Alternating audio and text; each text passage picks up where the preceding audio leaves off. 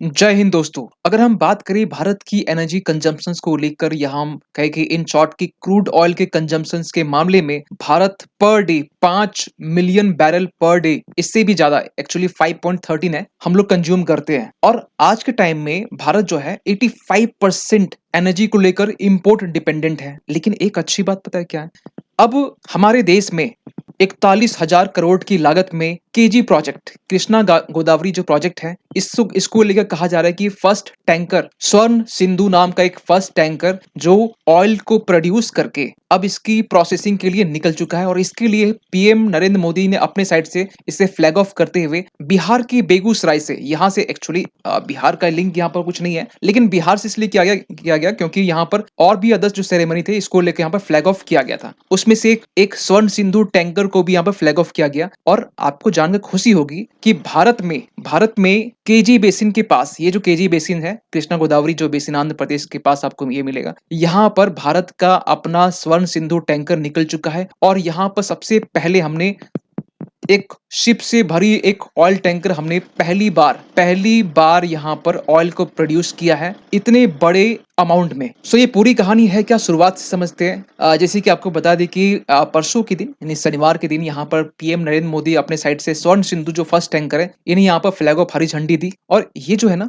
Basically जो oil production की गई क्रूड ऑयल को लेकर, ये ओएनजीसी की ही कृष्णा गोदावरी जो डीप वाटर ब्लॉक है वहां पर इसे प्रोड्यूस किया गया। अगर आप यहाँ पर देखेंगे तो आपको ये बेसिकली लोकेशन यहाँ मिल जाएगा। जो डिस्टेंस जो कहा जा रहा है कि जो जो बॉर्डर लाइन है, सी कोस्ट है, यहाँ से 22 किलोमीटर अराउंड जो डिस्टेंस है, यहाँ पर ये केजी बेसिन है ओएनजीसी की, जहां पर रिसेंटली ऑयल को प्रोड्यूस किया गया है। और इसको लेकर हरी झंडी दी गई है बेगूसराय बिहार से। और दूसरी बात पता है क्या है कि ये जो चीजें है ना, अगर आप थोड़ा सा इस चीज को ट्रैक करते होंगे, आप थोड़ा सा एनर्जी सेक्टर को लेकर, वैसे तो आप जियो पॉलिटिक्स को ट्रैक कर रहे हैं हमारी वीडियो को देखकर, लेकिन आपको बताना चाहते हैं पिछले मंथ की हम बात है, जनवरी 8 की बात है, जब आर्टिकल ये पब्लिश हुआ था, जब हमारे देश के यूनियन मिनिस्टर, पेट्रोलियम जो मिनिस्टर है हरदीप पुरी, इन्होंने यहाँ पर ये कहा था कि फर्स्ट ऑयल जो बेसिकली रिकवर्ड हुआ है कृष्णा गोदावरी बेसिन से। और कुछ इमेजेस इसके सामने आई थी, कुछ डब्बी भर जो बोतल है वो सिरप की तरह ये निकली थी।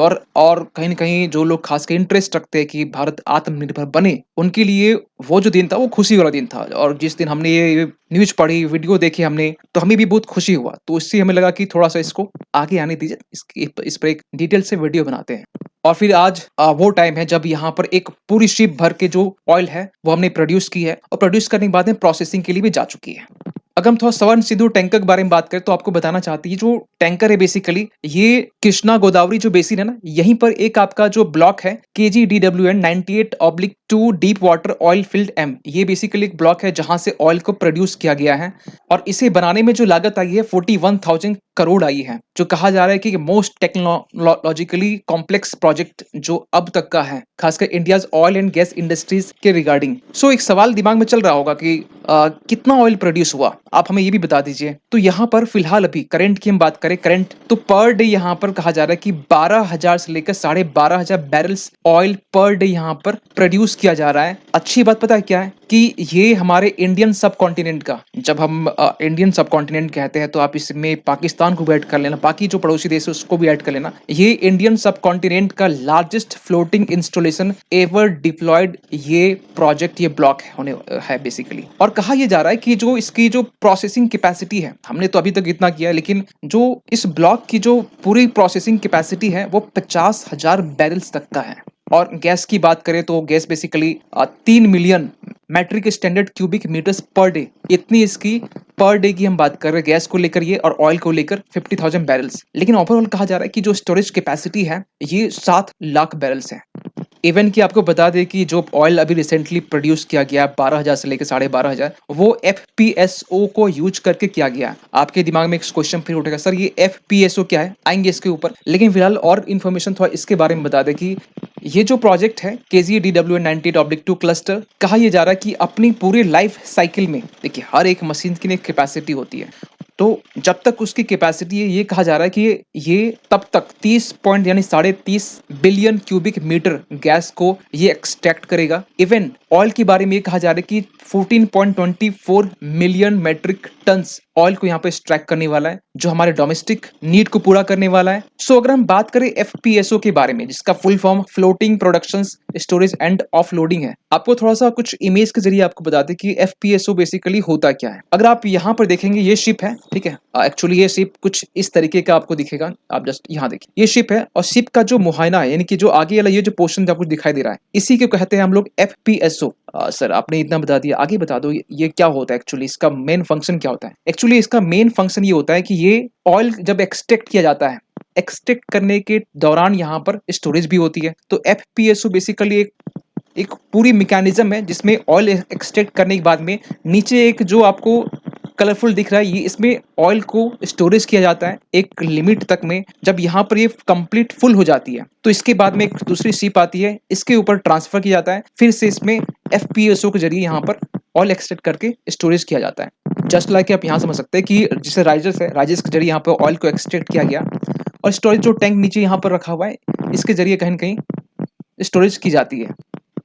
तो ये जो आगे वाला पोर्शन से एफपीएसओ के जरिए यहाँ पर ऑयल को एक्सट्रैक्ट किया गया, या हम इन शॉर्ट कहें प्रोड्यूस किया गया। सो एफपीएसओ के बारे में ये कहा जा रहा है कि ये जो हमारा एफपीएसओ है, जिसका नाम है अरमाडा स्टर्लिंग 5, जिसे बनाया है शपूरजी पलोंजी एनर्जी प्राइवेट लिमिटेड ने। और इनके बारे में ये कहा जाता है कि ये जो अरमाडा स्टर्लिंग 5 है एफपीएसओ, ये गोदावरी रिवर से जो डेल्टा है बे ऑफ बंगाल में, यहाँ से 22 किलोमीटर दूर, जो भी हम कर रहे थे डिस्टेंस में ये लोकेटेड है। और डेप्थ की बात करें तो ये 430 मीटर डेप्थ तक इसकी लोकेट किया गया है। इवन की अगर हम बात करें इस एफपीएसओ की पूरी प्रोसेसिंग कैपेसिटी को लेकर, तो 50,000 बैरल्स तो अभी पहले हमने कहा जो कैपेसिटी है, और 3 million standard cubic metres per day जो है ये गैस को एक्सट्रैक्ट करने की पावर रखती है। और जो स्टोरेज कैपेसिटी है वो 7 लाख है, जो हमने पहले कहा। दूसरी बात पता है एक अच्छी बात क्या है कि ये जो एफपीएसओ हमारा अरमाडा जो स्टर्लिंग है, ये साइक्लोन रेजिलिएंट भी है, क्योंकि आपको बता दें कि ये जो रीजन है यहाँ पर साइक्लोन पॉर्न रीजन है, जहां पर साइक्लोन बराबर यहाँ आपको देखने को मिलता है। और इससे भी लड़ने की जो क्षमता है, ये एफपीएसओ के पास, अरमाडा जो स्टर्लिंग है इनके पास में है।